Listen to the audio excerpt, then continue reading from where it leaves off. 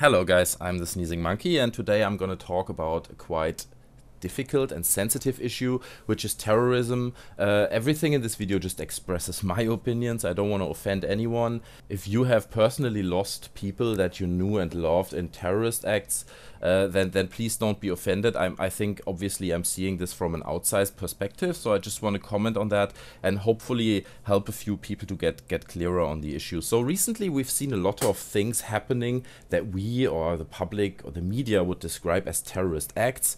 You know, obviously we had September 11th, then we had like the Sandy Hook shooting, the one that happened in Denmark, I think, that was a terrible one. Then in Boston just recently at the marathon, we had the massacre at the Batman premiere. So there are loads of things going on, and you can see apparently there are many different parties responsible for that. So while 7-8 years ago terrorism was obviously like a thing from Afghanistan, and we have these cells of so-called terrorists, you know, and they all wear a label on their shirt, and so we know exactly who they are, but obviously it's not that easy, you know. Now you have people coming from our own countries and doing really terrible things, and I think instead of asking how can we make ourselves safer, how can we add more police, you know, and make sure that this never can happen again, which is obviously an illusion.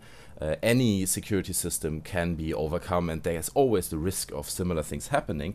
Instead of that, we should really ask ourselves, what can we do to prevent these things from happening? So, which essentially means, what causes these people to get up, just for example, place a bomb somewhere and blow it up? And that's I think it's a reasonable question that not many people ask, because it's quite simple. The answer is that people are suppressed, people are excluded, people are unhappy. You know, people are really unhappy, and it makes them commit things like that. I don't think it's that easy to say, look, they are all psychopaths and they are insane.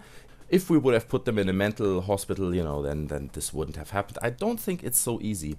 There's more to this. And these people, you could also see it, like for instance, 2 years ago, the riots in London, where a huge amount of young people stepped out on the street and, you know, made a big mark to say, look, here we are. It was a really stupid thing. They couldn't articulate their ideas. They just stole iPods and sneakers, and it was kind of ridiculous. But nonetheless, would that be considered an act of terrorism? I wouldn't say so. I would say, even if I'm talking about terrorism, I would not use that word anymore, because all a terrorist is a suppressed person. It's a person that is really unhappy. It's a person that wants change in their life and feels suppressed and excluded by other people. And I think all of us know that feeling to an extent, but we wouldn't go out to and kill others, you know. But I'm just wondering, why is nobody asking that question? Why is nobody saying, look, there are these people, they are living in horrible conditions, what can we do? Like for instance in London, all these people, these kids have no perspective. It's a complete no future generation, and they know that. And they know that all they can do is probably sell drugs and try to get respected by their friends and to survive somehow. And if we as a system do not do something against that, then the problem of them being unhappy and terrorizing us in one or the other way is always there, and we can't get rid of it. Another example, let's talk about September 11th, right? Let's just assume it has been done by some Muslim terrorists from Afghanistan in a plane. So if that's really the case, and we know that that happened, then I think where the towers came down, we should have built a building which enhances and encourages the exchange between Western religion and Muslim religion. You know what I mean? It should be a place where these two cultures can come together and exchange in a peaceful way, yeah, and strengthen their connection. But instead, we, you know, do a massive military operation, which is way out of proportion for that kind of country, and go in there and show them, you know, who's the boss. At the same time, we show on television at home that we are fighting the terrorists. These are the evil guys. We are the good guys. But it's not that easy. These people have been suppressed for so many years, not by you as a listener personally, but by systems. They are excluded and not taken care of, and I understand that they are angry. So that's one side, you know, that I want to highlight, and that I want you guys to consider when, you know, next time you hear some news about a terrorist act somewhere and who might be there. And it's just such a simple serving of the stereotype of good versus evil, you know, and the world is not that black and white. There's always a story behind the good and the evil. Okay, so now we are making lists where we put people down that are potential terrorists, and also the guys that supposedly, it's not out at this point if they really did it, but did the bombing in Boston at the marathon. They already, or one of them I think, was on that list. So there might be arguments where people say, oh, you know, we have to arrest these people before things happen. So you have a list of random people, like in Minority Report, and because they might do a crime in the future, we arrest them. You know, it raises whole issues of pre-crime and also of to what extent we limit our freedom as citizens. You know, do we want cameras everywhere? Do we want random police controls in every station? Do we want dogs sniffing on you, making sure you don't wear explosives everywhere you go?